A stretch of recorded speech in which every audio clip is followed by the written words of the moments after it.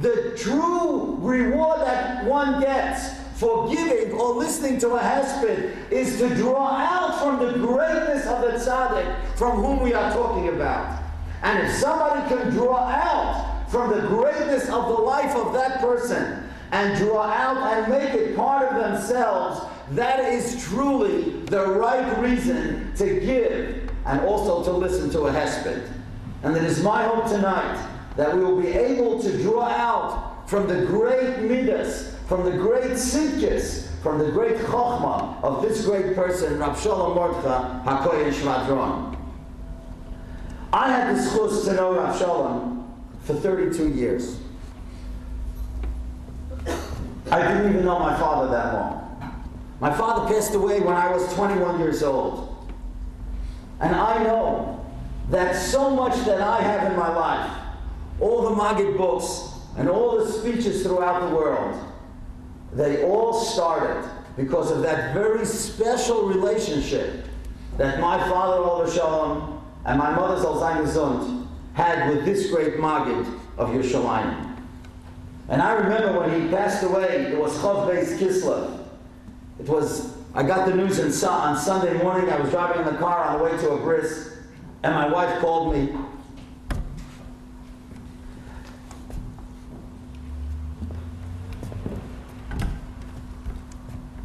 And I remember Shabbos. That Shabbos was Parshas Miketz. And I was being Mavid the Seder. And when I said a certain posik in that Seder, I could absolutely not believe that this posik was literally talking to me. The posik is Bereshis Mem Aleph, posik Chav Dalet. Paroi has a dream, and he wants that the dream should be interpreted. And he talks to the Chartumim that they should translate the dream. And the Torah says, Ve'ein Magid li. There's no Magid. There's no Magid anymore for me. There's no one to translate and to interpret the meaning of that story that he saw. And when I said that word, this phrase, in the Shnai Mikra Ve'echa Targum, it suddenly struck me. It was as if the Rabbi Shalom was talking to me. That person that was the Maggid for me, that had translated and told over so many beautiful stories and parables, suddenly Ve'ein Maggid li. And I am sure that tens of thousands of people throughout the world, whether it was in England or in Belgium or in Switzerland, and surely in America and in Eretz Yisrael, they also, whether they felt and whether they saw it in these words, they also felt Ve'ein Maggid li. Because the greatest mila of Rav Shalom was that after, when he spoke, when he finished the drasha, someone could feel he was talking to me. That's why so many people missed him when he no longer was able to speak publicly or to tell those tremendous stories and give those tremendous interpretations. One time he happened to be in Bnei Brak for Shabbos. He was going to be at a bris for an Einikol. And Rav Shach found out about it. Rav Shach heard that Rav Shalom was going to be in Bnei Brak. So he asked, where's Rav Shalom speaking on Shabbos? So they said, he just came for a family simcha. So Rav Shach said, it's impossible that Rav Shalom should come to our neighborhood of Bnei Brak and he shouldn't speak publicly. I'll pay for the hall itself. Get a shul, I'll pay for it. That they should arrange that he should come and speak. Because how could we lose such a great opportunity of not hearing a person like that? Rav Shalom told me many times that he never left Eretz Yisrael unless he had permission from a gadol to leave. And he always used to consult with Rav Chatzkel Levenstein, the Mashgiach of Panovich. He would go to him and he would ask him if he can leave wherever he was going outside Eretz Yisrael. And it happened after Rav Chatzkel passed away. So Rav Shalom, he had to go someplace in Chutz La'aretz, and he called his son-in-law. His son-in-law, Rav Moshe Ariel, who lives in Bnei Brak, and he asked him to please go to the Steipler to ask if he has permission to leave Eretz Yisrael and to go and travel. And the Steipler said to the son-in-law of Rav Shalom, tell him in my name that there has never been a speaker like him and there never will be a speaker like him. And Klal Yisrael has to hear his message, and therefore he has my permission so that he should be able to go. Many people always ask, how did our family get to know Rav Shalom? And I would like to tell you exactly how it happened, because I think there are many, many great lessons here. Of course, today, most of us who have children that are 18, 19, 20, till 23, many of the boys and many of the girls go to learn in Eretz Yisrael. It's almost an accepted fact of life. And that's only since the Six-Day War, since 1967. But in the early 1960s, not every boy and not every girl went automatically to Eretz Yisrael. But I have a cousin, Chaim David Ackerman. He went in 1962. He was in Eretz Yisrael. He was learning in the Hebron Yeshiva. And anyone who learned in Hebron in those days was totally enamored by Rav Shalom. First of all, Rav Shalom always davened Rosh Hashanah Yom Kippur. He davened for the Omer in Hebron. He had learned in Hebron as a bocher.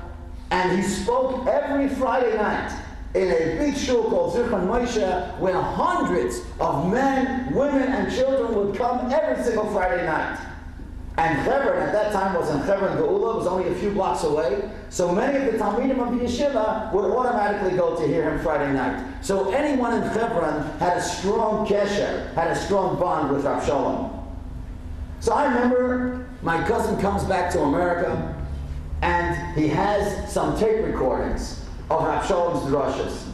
And he gives them to my father, and my father begins listening, and we had never heard of the Maggid of Yerushalayim. We knew the Duvna Maggid, the Kelem Maggid, the Bialystok Maggid. These were legends, but who knew that there was a Maggid in our times?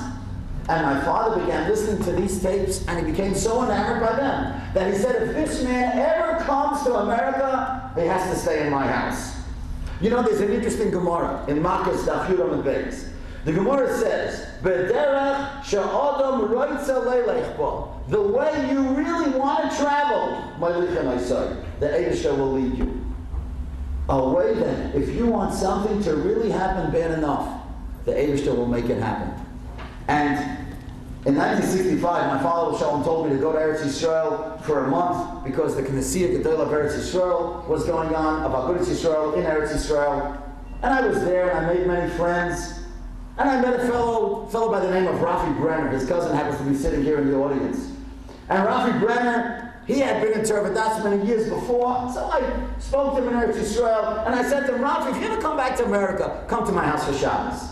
Fine. I made nothing of it. I tell it to 1,000 people, and 1 out of 1,000 shows up.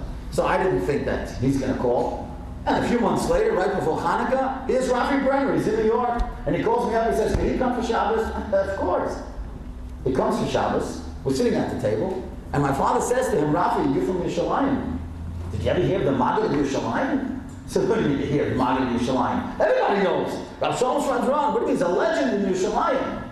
So my father says, you know, I have some of the svarim that he wrote, and I listened to the tape recordings.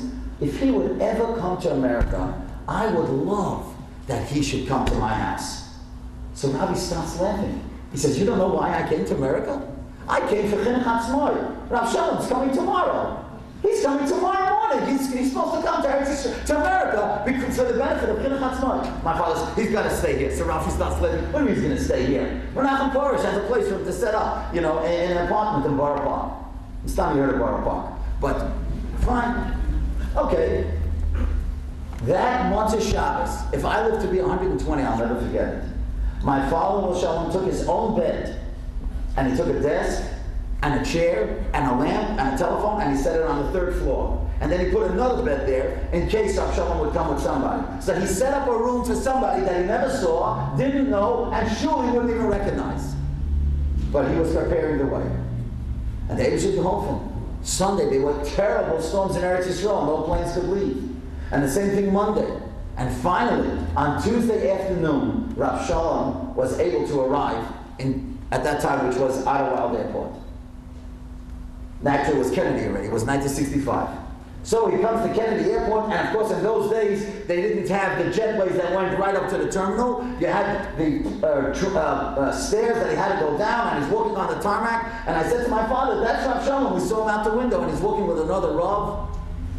And we had gone. My father took me, my 2 brothers, and my grandfather.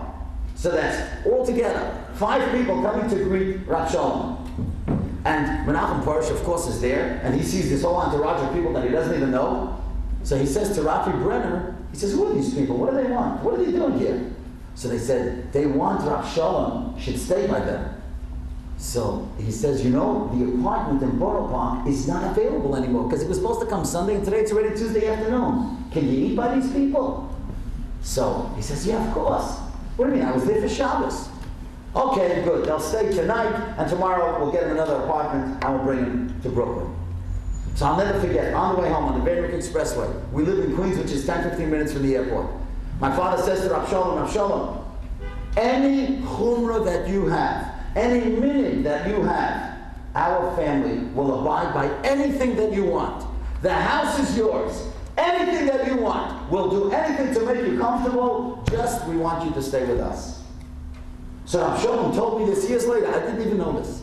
He said, your father took me upstairs to the attic, to the 3rd floor. I saw the bed, the table, the telephone, the other bed. And then I come down and I see a whole Suda is ready.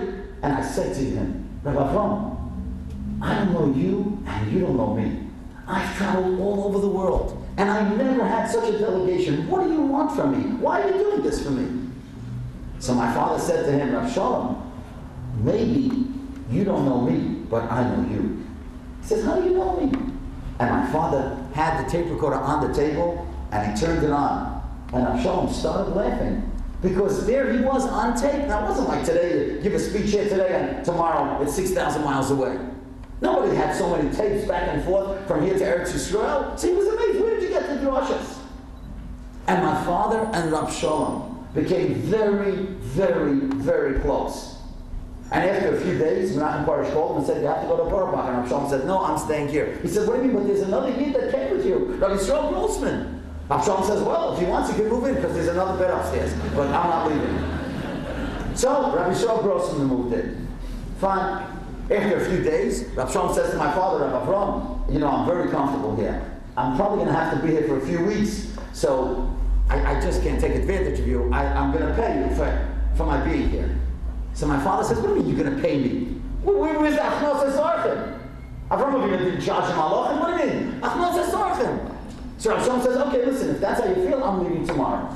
I can't stay here for a few weeks. Achnos Esarchim is a few days. But I'm just going to take advantage. So my father says, okay, don't leave. I'll figure out a cheshbon. And Rav Shalom told me this years later. He said, 2 days later, your father gave me such a stiff bill that I was shocked. If it was anybody else, I would have left on the spot. But except I knew that your father liked me and I liked him and I was very comfortable and I literally could not understand how could he charge me so much money. But okay, fine. So every 2 weeks I paid him the amount and Rav Shalom ended up staying 6 months. He didn't leave until Shavuos. Now, Rav Shalom said that he can't go from the Tumah of America to the Tahara in Eretz Yisrael in one day. He can't go by plane. The money he was able to take, but the Tumah he couldn't take. So the Tumah, that he needed 2 weeks to thaw out to go by boat. So we all, Bagleitim, we all go to the boat, and my father goes into the cabin where Rav Shalom is, and he takes out a big, thick envelope, and he gives it to Rav Shalom. Rav Shalom says, what's this? He says, this is the money you gave me. These are the exact bills. You think for a second I was going to keep 1 penny of anything that you and Rabbi Yisrael gave me? So he said, Rabbi Avram, if that's the case, why did you give me such a stiff bill? You know what I thought of you when you told me how much I had to pay? Listen to what my father told me. He said, that was the way that I knew that you would take advantage of this house in any way that you wanted. Because if you knew that you were paying a high amount, you'd use the telephone when you want, you'd eat how much you want, you'd use electric, you'd do anything you want. The house is yours. You're paying the top dollar. That was the way to make you feel comfortable. An ingenious way of Achnos Esarchim. And then Rav Shalom left. And you know, my father was not like me. I'm very outwardly emotional. It's very easy to know if I'm happy or not. But my father was more of a quiet, sophisticated, quiet type of person. But I had never seen him so enamored by somebody else as he was with Rav Shalom. And I remember that Shabbos was sitting at the table, and my father said something that I still can't believe. He says, you know, Rav Shalom went back by boat. I think I'm going to go with mommy by plane, and we're going to meet him coming off the boat. I said, what do you mean? He says, well, the boat is going to be